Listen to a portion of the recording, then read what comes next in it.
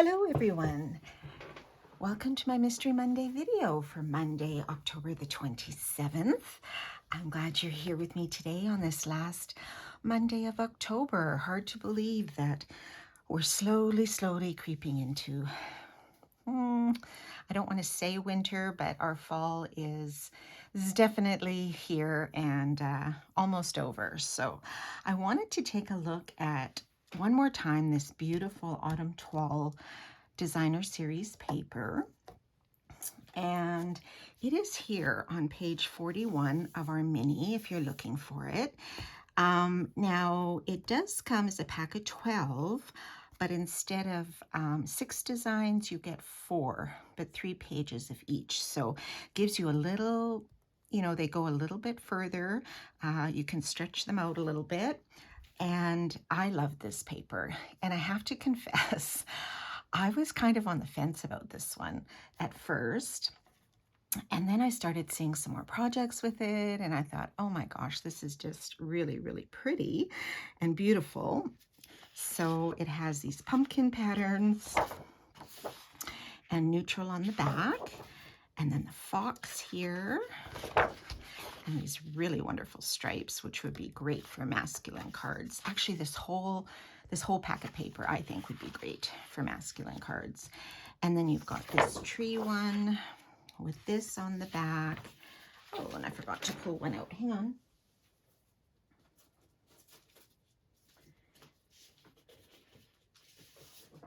And this one, which is actually the one we're going to use today. Maybe that's why I set it aside. This one with the grouse or the partridges, whatever. This is really lovely. And this neutral on the back. So really great paper for masculine cards as well, I think. Okay, so we are actually not going to use a stamp set today, and we're not going to do any stamping today. We're just going to use this designer paper. And this is our project right here.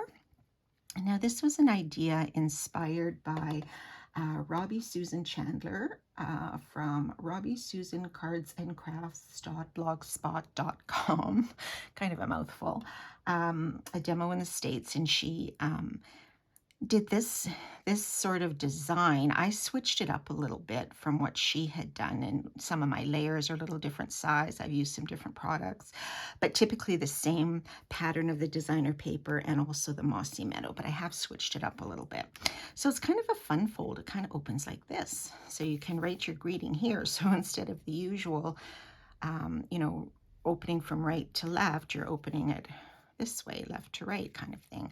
So you could stamp your greeting here, or you could just write in the whole thing, whatever you decide to do.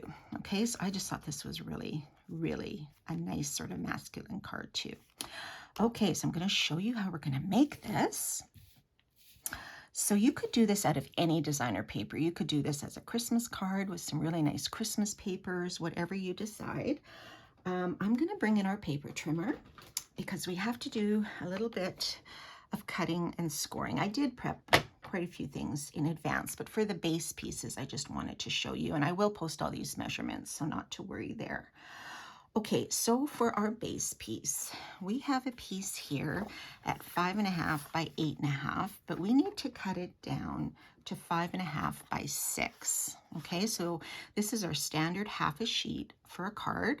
Okay, so I'm going to flip it around on the 8.5 inch side and cut it down at 6 inches. Okay, and on this side, we are going to score it at 4 1/4. So 4 1/4 is here. You could use your scoring board for this or whatever you like. Okay. And then we also needed another piece cut at 6 by 4.5, which I have done. So 6 by 4.5. No, that's 4 1/4. 4.5. There we go. And this one we're also going to score in half on the 6 inch side. So we're going to score it at 3 inches. Okay. All right.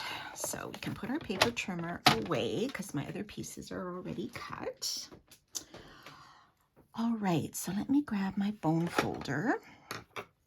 So I'm going to set this aside. We're going to work with this one that we did the 5.5 by 6. So we're just going to score on that score line, that 4 1/4 score line. So this is going to be your base, okay? So this is what's going to open up. All right. So let's put our pieces together here. So for that, we have let's start from the inside. So I cut a piece of 5 1/4 by 4, and I embossed this like Robbie did with our birchwood embossing folder. So it's this one right here, this really large 3D one. And so I embossed this, and we're going to put this right in here, right on our inside of our base, okay? And these colors are just so beautiful for fall. Oh, definitely, I think, my favorite season of the year. I mean, I love things about every season, but fall, we're just so fortunate here in Alberta that we get to experience all of the 4 seasons too. So winter, when it can get down to -30 or 40 at night, not so pleasant, but as long as our furnaces are working in our homes, we're good. And I've always said I would rather it be -30 and sunshine than -5 Celsius or 10 Celsius and really gray and cloudy. So that's just my take. Okay, so we have that. Now we're going to put a piece of designer series paper right on this flap. Okay, so I cut a piece of that grouse pattern, and I will post these measurements. What is this one? I think it's 5 1/4 by 1 1/2. Okay, and this pattern is lovely too. So feel free to, mix things up a little bit too, or like I said, use any designer series paper. It's, I think, a very versatile sort of fun fold. Okay, so we have that. So there we go so far. Okay. So now I'm going to bring in this piece that we did. So I'm going to fold this in half, and this is what's going to make our flap, our outside flap, okay? So what we need to do here is I cut another piece of that mossy meadow here, and I did emboss it again with that birch embossing folder. Like, is that just, oh, beautiful. Okay, so let's put that on top. Now, make sure this is going the right way. We would automatically want to do it this way, but we have to remember that it's going to open this way, okay? So make sure that the card opening is on the left, not on our standard right, okay?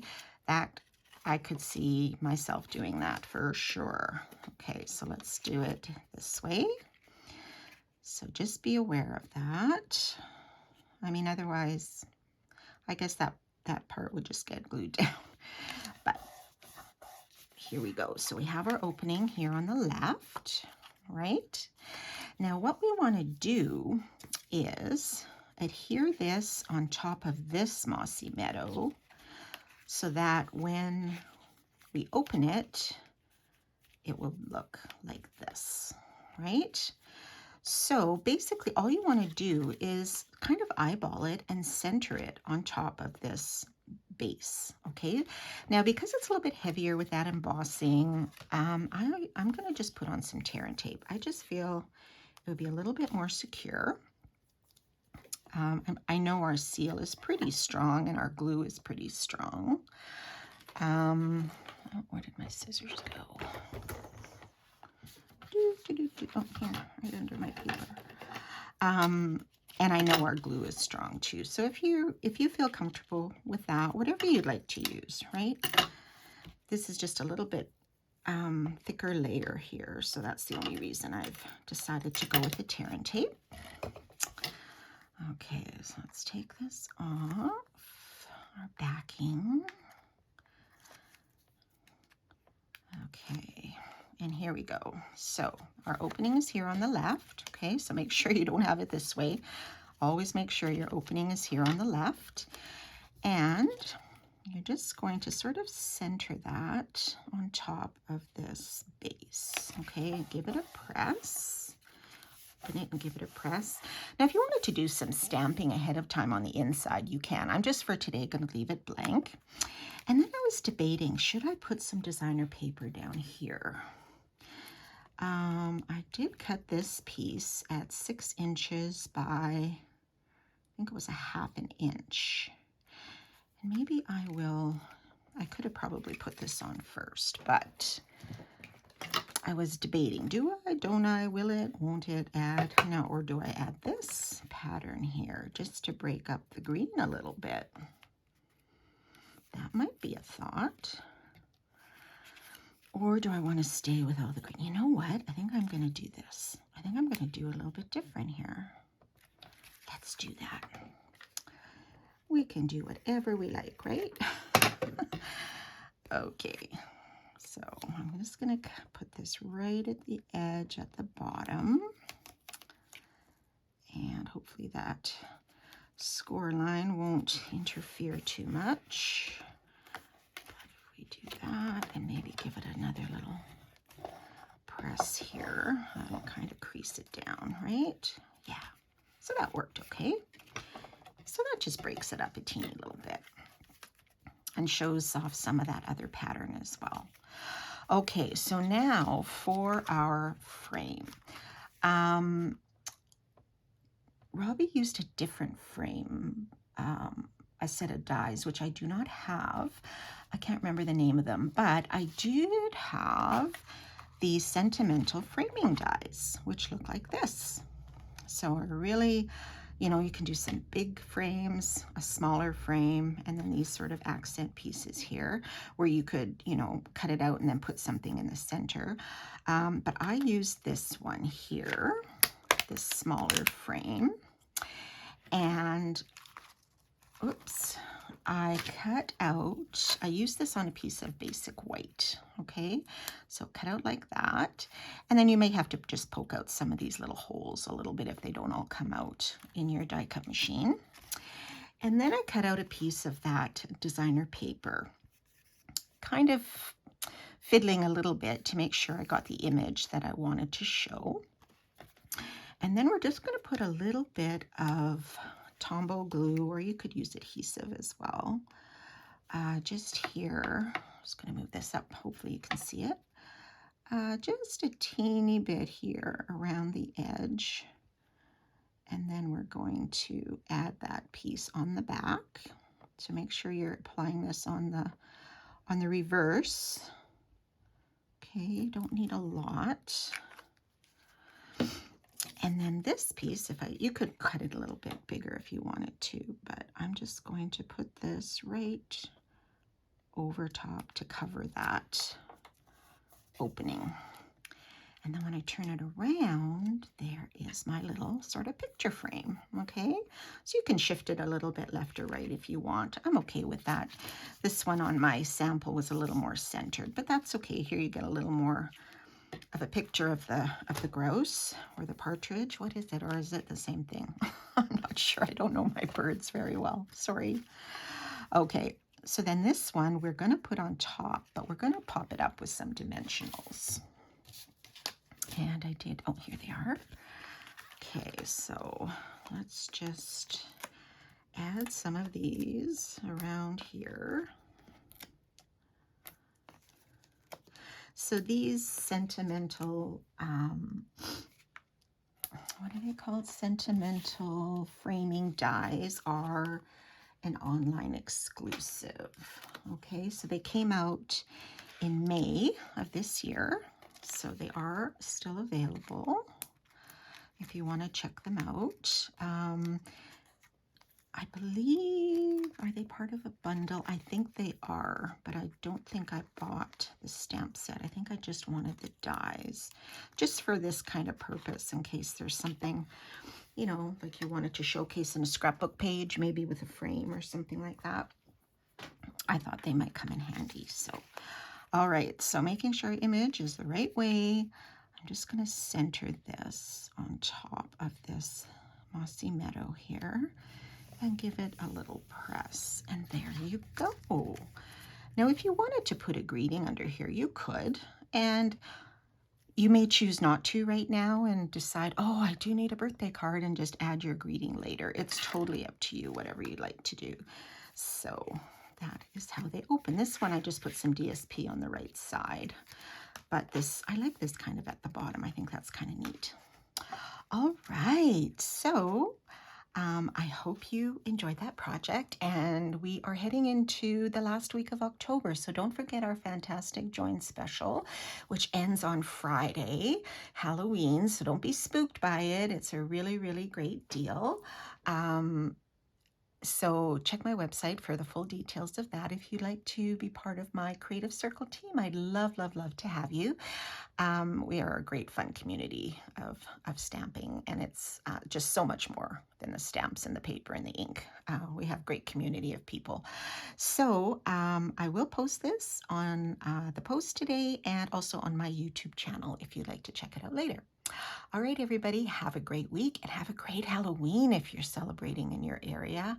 I don't know. We don't get a ton of kids, but it's on a Friday night, so you never know, right? Okay, have a great, great week, and we will see you next time. Bye for now.